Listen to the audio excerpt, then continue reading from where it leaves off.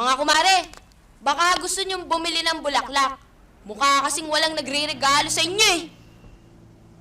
Meron. Ako. Thank you. Ako din. Thank you. And last but not the least, ako. Kayo talaga. Ang kukorni niyo naman!